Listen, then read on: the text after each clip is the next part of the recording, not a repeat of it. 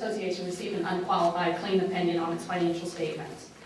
These financial statements are considered, they're referenced as consolidated financial statements because they do include the financial information of the association, which is the parent company, but also the finances of VACo's wholly owned subsidiary, VACo Services, Inc. VACo Services was formed to receive the non-dues revenue from certain ventures of the association to preserve the tax-exempt status of the association. We did issue a management letter at the conclusion of the audit, and we proposed some adjusting entries that have been posted to the books of the association. So the financial statements now mirror the audited financial statements. I believe in your packet there's some 3-year information for the last 3 years of audited information that were excerpted from there. We received excellent cooperation from staff and the management during the course of the audit. This really concludes my comments, other than acknowledging that it's a privilege for Robinson Farmer Cox Associates to serve as the auditors for the association. Thank you. Thank you. Thank you. Do we have to accept that report? It's got to have a motion. Second. Thank you. All those in favor of the motion state aye. Aye. Thank you very much. Carried. Our General Counsel's report, Phyllis. Thank you, Mr. Chair. Again, this year it's been a busy year in terms of legal issues. I've continued to work with elected supervisors and administrators, as well as county attorneys and the Local Government Attorneys Association of Virginia, to act as a partner on issues of concern to all counties. In addition, there have been a number of cases that VACo has filed a friend of the court brief dealing with very important issues for counties. One involving a closed county landfill, one involving a situation where towns and cities charge higher rates to county water and sewer customers. Another very, very crucial case involving a challenge to the constitutionality of special transportation taxing districts.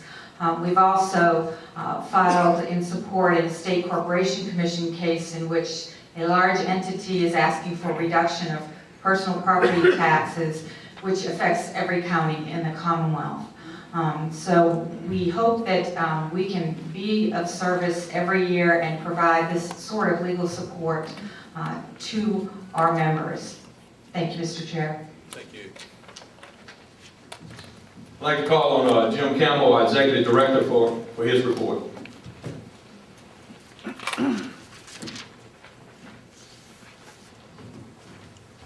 Thank you, Mr. President, and again, it's indeed my pleasure to be here to report another successful year under your administration, sir. And on top of that, the capstone in your years as president is certainly a highly successful conference. I haven't done this in a number of years, so I want my staff to start coming towards the front. I have everybody stand up. I want you to introduce you to your staff.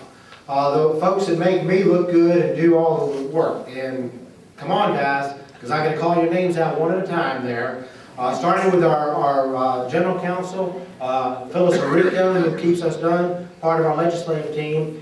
Our legislative staff, led by Deputy Director Mike Edwards, who will only be here for a couple more days because he's gone on to bigger and better things. We will sorely miss him.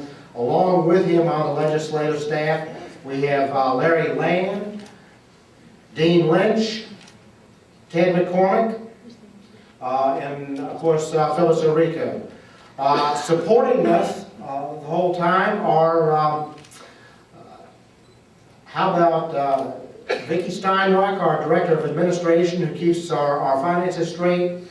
Carol Cameron, developing our member services activities in our exhibit hall. And supporting Gage Harder, the Director of Communications, has done a great job. And supporting the entire staff is just one single administrative assistant, Priscilla Wallace. This is your staff, and they do a wonderful job of keeping all of us straight, and I ask you to give them all a great hand.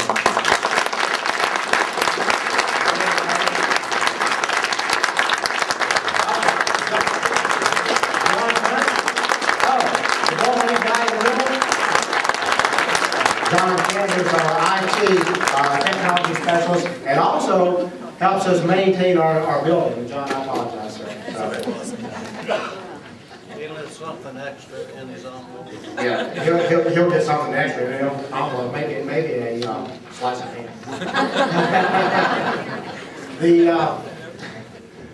The conference has been a very successful one, and you know, a lot of you folks may have thought, but incorrectly, that our attendance was down. Our attendance is actually right where we were last year.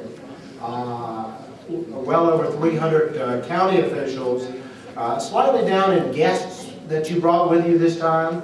And our exhibit hall, unfortunately, had a couple of holes in it this time, but again, that's a sign of the times. We think we're going to be growing again in the next year or so, but all in all, the attendance was the same as it was last year, and I appreciate it very, very much. Introduce them. You've already done the summary of the year, so my next mission is to ask you, as our members, to continue your active participation. The first thing we ask is you to fill out your evaluation form of this conference so we can make it bigger and better next year. But here's where you become particularly active, your committee interest forms. Now, every year we go through this exercise. Every year we ask you to fill out a new one if you want to participate next year, and we hope everybody will. So, even if you have participated this past year or year before, you must fill out one of these forms, and the executive committee will be considering them in December and January. Does everybody understand that that's here now? If you want to participate, do you need to fill one of these out? Yes. Yes. If you've done it last year, fill it out again. Does everybody here understand that? I'm just trying to get that clear, because we'll have some folks that come in March and say, well, how come I haven't been assigned to a committee? Because you didn't fill out a form yet. Please fill one out, and we look forward to your participation. Again, I appreciate the recognition that you gave me on Sunday evening. It is not without the help of a good staff that we have been able to have success. I look forward to continuing it and working with you next year, Mr. President. Thank you. Thank you, Jay. I'd like to ask C.H. Rivers to come for the credentials report.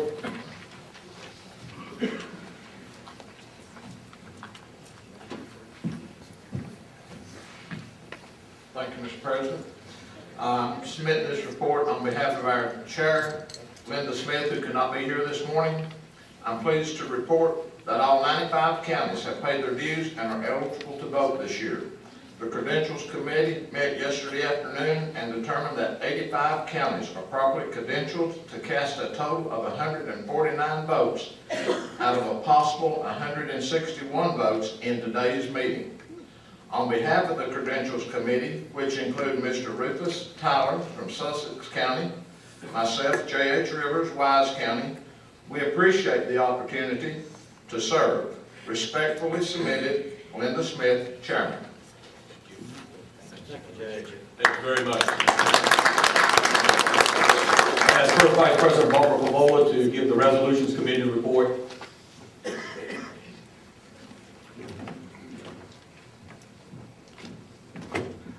Thank you, Mr. President. As First Vice President, one of my responsibilities is to chair the Resolutions Committee.